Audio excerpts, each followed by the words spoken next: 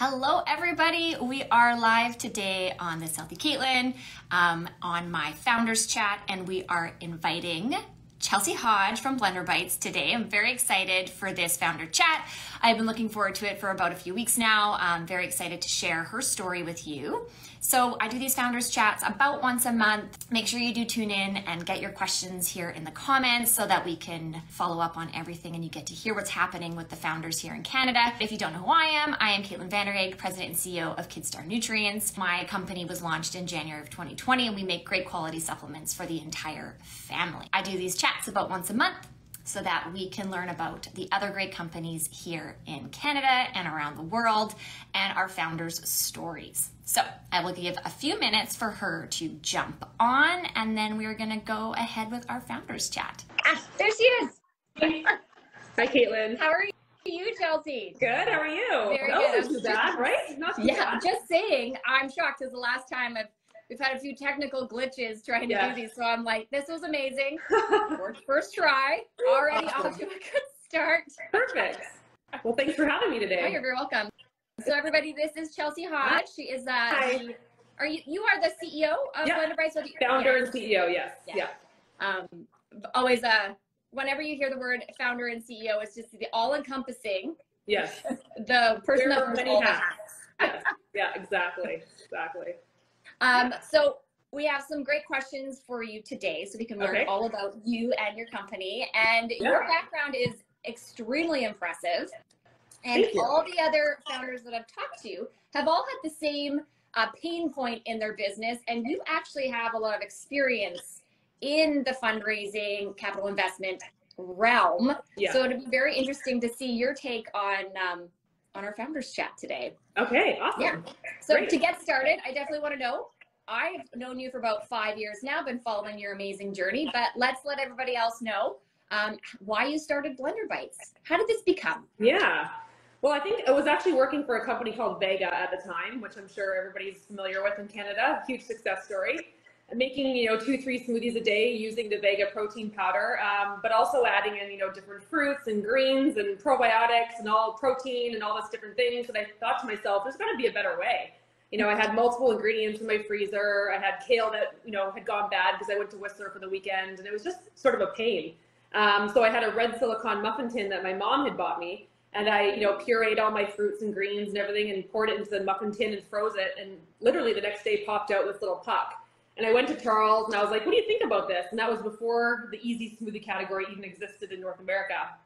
So he literally said to me, well, it's not a matter of whether or not I think you should do it, it's who's going to do it first. So got to work, formulating all the recipes myself, had to do that first, seed capital initial founders raise, developing all the packaging myself, finding a place to manufacture it. So it took, 2-3 years for all of that to sort of align. Which was actually a blessing because, as we all know, timing in a category is so important. So I think I would have been too early if I had started, right off the bat. So, 2017 is when we were first on shelf, manufacturing with my mom and my 2 aunts, dragging them in. They were school teachers, dragging them in and on weekends and, hand making the products. So yeah, it was quite the journey from the very beginning to, now being on the shelves of the world's largest retailers in North America. So it's pretty crazy. I was reading up on the solo entrepreneur aspect. Yeah. And I was like, because you were in your kitchen, you were solving a problem, and then you brought the family in, which I love. Yeah, yeah, exactly. Because they can't say no, Chelsie. They're like, I know, they can't say no, exactly. They've even written checks into our financings. I mean, I couldn't have asked for the best, family support, and just, even my, my 85-year-old dad. I remember I did take one vacation and I went to Mexico, and my dad's like sending me photos of him labeling bags while I'm in Mexico on a beach, and I was just like, ooh, that's kind of bad.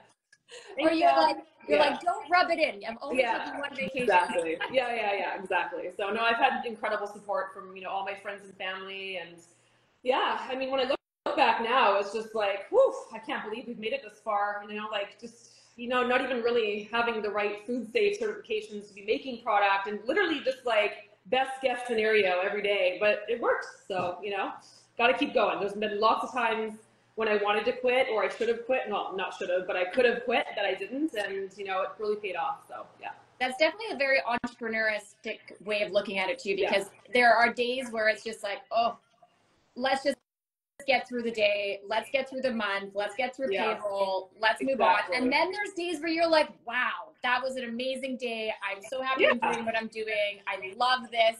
Yeah. And it is definitely a roller coaster of emotions. Oh, 100%. And you learn to become very like my friends are just kind of like, how do you not get affected like day to day? And you can't, you won't survive. Like you really have to just like learn to be cool as a cucumber and realize like, honestly, everything works out. Like even in the hardest moments where I was just like, oh my God, like what am I going to do? Something happened and it worked out. Like you really get a thick skin and yeah, I mean, like little things just don't even faze you anymore. Like some things that happened, you know, on a daily basis. And I'm just like, no big deal, figure it out. Like you just kind of become numb. I think maybe that's the word, numb. I think, but it works in your favor. So, and it's, you're right. It's almost numb, but it's also at the same time more of a like, it's not that bad. Like this is easily solvable. Let's make a solution. Exactly. Exactly. Yeah. Exactly. So. Now, when did you guys launch into the States? So last summer was actually Walmart US was our first customer. Oh, so it's like the biggest customer we ever could have gotten, and it was like right off the bat. So, and there's different theories on this. People are like, no, you should build regionally and, you know, start with California and start with the independents. And we're like, no, you know what? We're just going to go all in Walmart US. And it's been the best decision we ever made. We've lost some of the smaller accounts, sure. But I mean, no one compares to, you know, the volume of Walmart. So just referencing that, some accounts won't list you if you're in Walmart. Right. Yeah. Whole Foods doesn't like it. Sprouts doesn't like it. Unfortunate, but then we can also create other items that we can be, you know, exclusive with those retailers that aren't in Walmart, right? So there's always a way around that too. But no, Walmart's been a fantastic partner, Walmart Canada and US. So, but it takes a lot of capital. I mean, you have to be prepared. You have to have, you know, the team for it. So been a lot of learning lessons along the way, but so far for us, it's been a fantastic partnership. No, so, when you find the but we're in Albertson Safeway, we're in HEB. I mean, we're in, you know, some of the Winn-Dixie, so we're in some of the bigger retailers right now. We're launching another major in 2 weeks, so we haven't publicly announced it yet, but we're going to be in another major. So that's been great. So we're just ramping up production for that right now. So yeah, we're kind of breaking the rules a little bit and sort of how we're building the US market, but so far for us, it's working. So yeah. I love that. Yeah. And it's true, when you find the right partners in the right market, then and you're an only 1 year, Chelsie. It's only been a year. I know, it's kind of crazy, honestly. It's amazing. Yeah. It's honestly, Caitlyn, it's 90% of my business now is the US market. Like that's how fast we've grown in the US. I mean, Canada's, you know, our home base, and we're in all the majors here in Canada, and it's a very important market for us. But the major opportunity is the US, and we're pushing fast and hard. We know how important it is to be, you know, first on shelf and sort of own the category that way. So we're pushing hard, and so far it's working. So yeah. When you, when you launched your first 2 SKUs, my kids loved the green pucks. They loved it. Okay, yeah. They were like, this is the one that they were like, which I always thought was funny because I was like, oh, they're going to like the berry one. Yeah. And they were I hear that all the time. I hear that all the time that the kids love the greens, and it's interesting. So now they're moving over towards the Daily Defense, which is like that healthy orange creamsicle kind of flavor. It's my favorite. So good with a little oat milk. It's delicious. So, but now how many SKUs in total do you have? So we just launched 2 weeks ago our latest one-step smoothie, Superberry Sport, and that's in partnership with Orgain. So that's the #1 brand of plant-based, you know, protein. Here, you know, I'm literally signing a deal with Nestle head office in Switzerland. I was just like, oh my God, this is like what greens are made of. So you're like, moment. Yeah, 100%. It's fantastic. So that's our 6th smoothie, and then we've got our 3 frappes as well. So we've got 9 products total right now. And they're both available, the whole line, in Canada and the US? Yeah, Walmart Canada actually carries all 9 products. Wow. They've got it all. Yeah. That's pretty awesome. So, yeah. And you're still in Costco Canada, correct? Costco Canada was we were on shelves for about a year in the East, and then we did an in and out, and then we're actually meeting with them again this week. We're looking at going back in January. Wonderful. Yeah. That's pretty awesome. Costco's a fantastic retailer. We're talking to 3 or 4 divisions in the US as well. So the great thing is with the Orgain partnership, Orgain is huge at Costco. That's what I was thinking. Yeah. Oh yeah, they're massive. So they're so that partnership really opened up a lot of doors for us on the Costco side too. Yeah. I'm very excited for you. Like, it's only been a year. I'm like, so we just launched into the US, like soft launch, like our labels and such, like a month ago. Yeah. So for us, it's like when I see everybody going into CS, I'm like, I know it's a huge amount of effort. It's a huge amount of capital. It's a totally different game, but it's also extremely exciting. Yes, 100%. I mean, oh my gosh, look at the population size of the US compared to Canada, right? So yeah. No, I think it's, it's definitely, our focus right now and just continuing to build. We just signed with the largest sales agency in the US, so we're going to be announcing that. That's been a fantastic partnership. And, they've built all the biggest brands, Orgain, Kind Bar. They work with Coca-Cola, so having them on our side is going to be great. Yeah, just really ramping up the brand. They represent Poppy, so yeah, no, it's fantastic. So working with them and continuing to build and hit new markets. And the great thing about Blender Bites, and I think this is really interesting because some of our competitors don't fit this, but we developed a brand that works at Whole Foods and Bristol Farms and all the top retailers, but it also works at Walmart. And I think that's a good lesson when you're building a brand, is don't make yourself too niche, because then you're eliminating a whole big portion of the market. So if you can have a product that really works everywhere, that's the winner. Yeah. So we've been, it's very true. And like, even for us with our consumers, like, we know that our consumers are shopping everywhere. Yeah. There's something at every store that they may want. And if your products are also there, then they have the opportunity to purchase them at the same time. Yeah, exactly. And all these retailers, like, people are like, really, Chelsie, Walmart, but you're premium and you're organic and you're expensive and you're functional. But that's what the retailers want now. They're all switching away, especially in my category. The buyers are telling me, they're like, Chelsie, customers don't want just like a frozen fruit smoothie anymore. They want the collagen, they want the protein, they want the vitamins, they want all the extras, right? So being able to marry good quality. Yeah, and the organic and the taste and all these things, the convenience of just, being able to throw the puck in. So yeah, I mean, the retailer landscape for premium is really changing. We are facing some struggles just, with the economy and people really, struggling financially and stuff. But there's always the shopper that wants and will pay for the convenience. So it's very true. So since you've grown, we know you obviously used to make all the samples in your own kitchen. So has that changed when you're making a new product? Yes. I no longer hand make the product. Oh my God. Yeah, I don't think I'd still be alive if I was still doing that. So yeah, we actually found a great partner for manufacturing in Ontario. So we've been there actually probably about 5 years now. And it's a very large facility at Tacoma, so they manufacture for other brands as well. But the great thing about that is we're the only product of our type. We have exclusivity on, frozen smoothies with them. We have our own dedicated, space and rooms. So no one else is manufactured in our room, so we can have complete control over that. So yeah, no, we've got a great partner in Canada that's working on production. And can service, I mean, we can grow tremendously with them right now. So yeah. That's pretty awesome. Yeah. I love that you said that you guys have your control over your line. Because that is in food and then contaminant, like, allergen, like allergens and things. Yeah. You want to be able to say, no, we don't use that ingredient. It's never going to touch the line.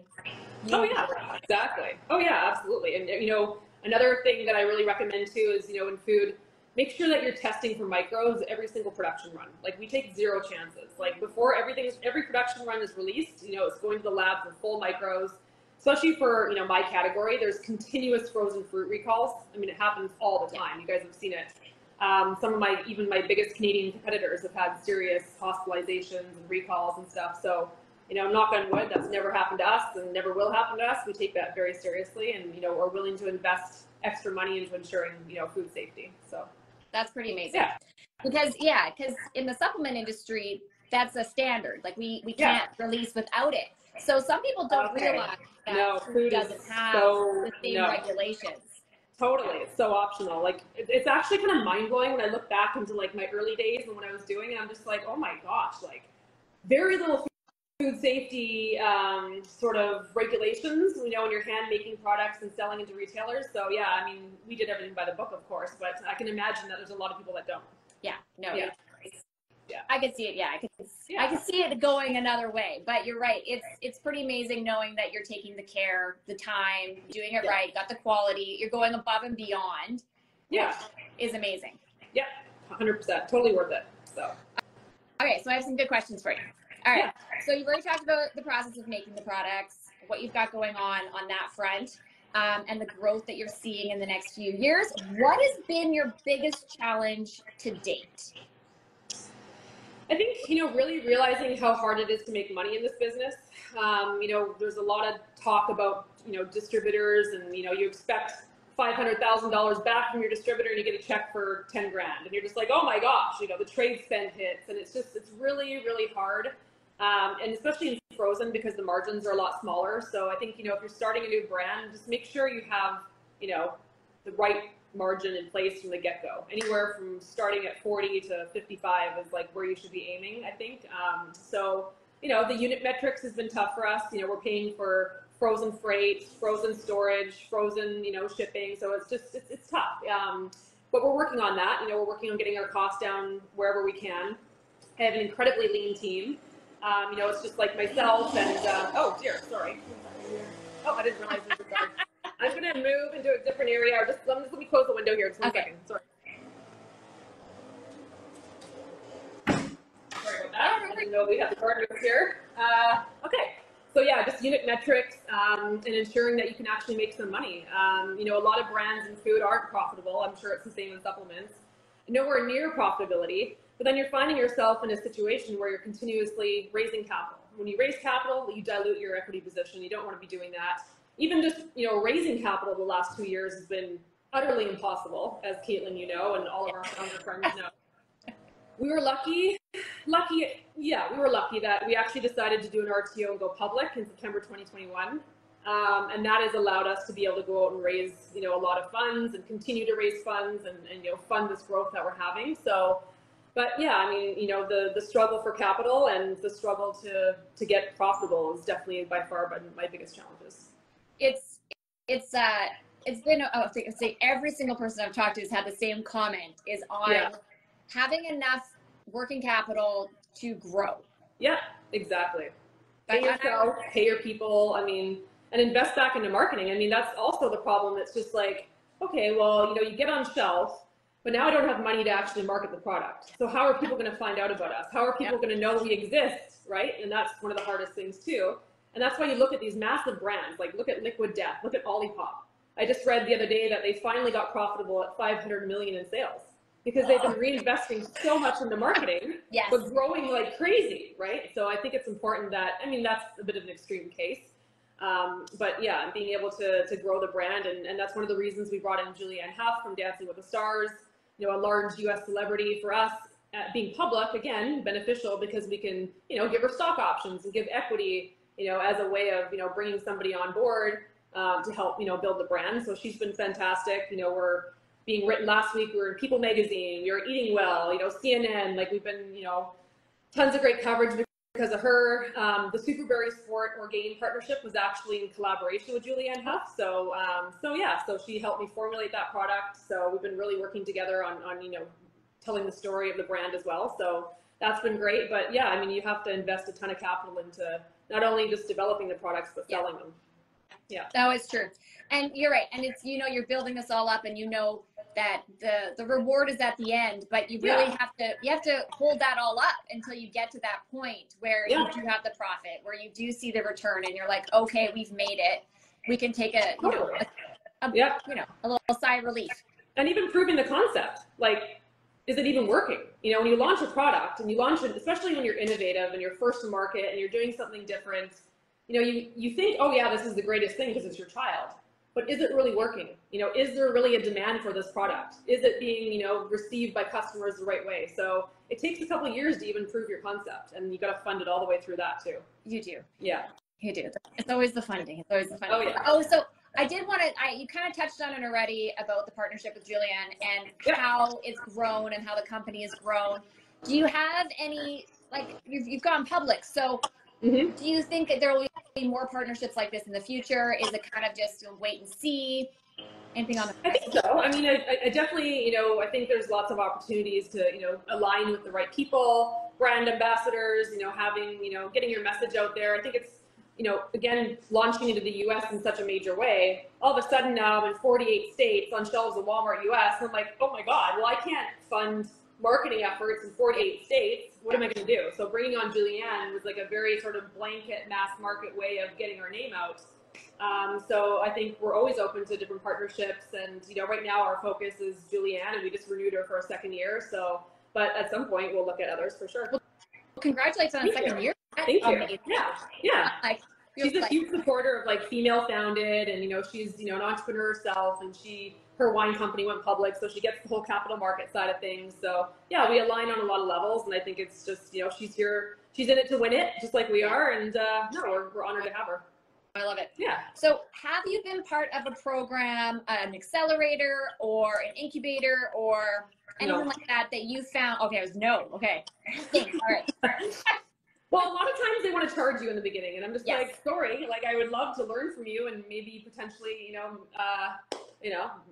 prevent from making all these mistakes, but we didn't have the capital for that. I was putting my money into, other things. So, I mean, I think I'm all for it. I know Arlene Dickinson has a great one. But I was lucky. I mean, I did have some experience with my previous job, so I think that helps in sort of, getting started. But as an entrepreneur, you just figure it out. Honestly, you're bred for it. You just know it. There's no option of giving up. And, days where you don't sleep because you're just like, I'm here to figure this out, and that's it. Caitlyn, I don't know how you do it with kids. I could never have children with the way I like my job and the way I'm exhausted. And like, how would I have kids? So someone said to me today, how are you doing? And I said, I'm a little bit tired today. And they're like, are the kids in camp? And I was like, no, they're not in camp. They were at the office yesterday. Grandma's got them for a few days. I was like, for a few days. I'm like, I got a little bit of breathing room. And I just kind of took a deep breath and I was like, I don't know, Chelsie, how. Yeah. I don't know how. You, honestly, like for doing the whole balance thing, because it's just like I have 2 dogs, and I'm like, okay, that's like, they're my babies, but I could not do the kid thing. I wouldn't be able to do what I do. No, I actually think it's more when you're in it, you don't realize how hard it is until you take a step out and you're like, oh, wow. Yeah. Oh, wow. I'm tired. Yeah. Exactly. Yeah. So it's, thankfully I'm still in it, so I don't know how hard it is yet. When I take that step out, I'm like, wow. Yeah. Well, good for you. I have a good one. Yeah. What is one piece of advice you wish you knew before you started your company? I was lucky because I asked for advice all the way along. Like Charles Chang from Vega became a mentor. I had a lot of people from Vega actually management became mentors. So I was always sort of like, I guess, I can't stress enough how important mentors are because you're going to need that help along the way. One piece of advice. Oh, gosh, there's so many. I think maybe just ask for help sooner because like on the financial side, I think, there was, building out pricing models and so many things. I guess on the early days, I was lucky that I got it kind of right, but it could have been really wrong and I would have had major problems. So, find people that, you can bring in part-time or even just like, exchange services or something, but make sure you have someone financially sound on your team that really understands what you're doing, because that's the fastest way to go under is, not being priced properly, not accounting for certain things, expenses that come in. So yeah, just don't be afraid to ask for help earlier than you actually think you need help. That is a huge one. I agree with you because I came from ingredients. When I had problems, I just went and asked. I was like, well, problem with what ingredient or I'd ask the manufacturer, what do you think? Like, this is your industry. What do you think on the side of it? And definitely not afraid to ask all the questions from all the experts. This is what they do all day long. So we have to ask them. Yeah. We may not agree with them, but having their opinion is extremely valuable. Yeah, absolutely. And sometimes, listening to your gut too, because I have been given advice on certain things that didn't sit right with me. And I was just like, okay, well, maybe that was your experience, but not necessarily times have changed or the market's changed, you know what I mean? So really doing that gut check too. And rely, I mean, this is so cliche, trust your gut, but it really is true in business. Like entrepreneurs, I think, have a natural instinct for certain things, and you just have to really trust and believe, what you're thinking, because it's oftentimes correct. So yeah, I do agree with you on trusting yourself because we've thought of these innovative ideas, we're bringing them to market. The other people that may be saying things to you did not take the risk, did not go out there playing it safe. They don't want to be the innovator. And kind of just saying, don't, like, maybe don't do that. Maybe just do it the easy way. Maybe just go over here. I had someone say, you can't be everything to everybody. And I said, yeah, I realize that. I said, but my products are going to be clean. So if you keep saying that I should change this ingredient because it's cheaper and easier, and the rest of the population will still be fine. I was like, that is not the point of the company. Yeah, exactly. No, you got to stick to your morals and you know, get very clear with your purpose early on. And yeah, don't ever move away from that for sure. That's I love it. So all right. So where do we see Blender Bites and Chelsie in the next 5 years? Woo. Well, I mean, you know, I'm building to sell. So, you know, signing a partnership with Nestle now, and, you know, building some new innovation next year, which is super exciting, that we'll get into. But yeah, I'm building this to become a leader in, you know, the functional frozen you know, smoothie sets, and eventually, you know, have a strategic partner come in that can really take it, you know, to other countries and, you know, different markets. And we just launched into food service, which I think is a really exciting opportunity for us. Yes. You know, hospitals, hotels, cafes, restaurants that want a solution for, you know, a smoothie product without having to buy multiple ingredients and, you know, work on recipe formulations. So opening up that channel right now. But yeah, I think in 5 years, hopefully we'll have been acquired. I love it. Yeah. It's a very clear line. You know what you want, and it's going to happen.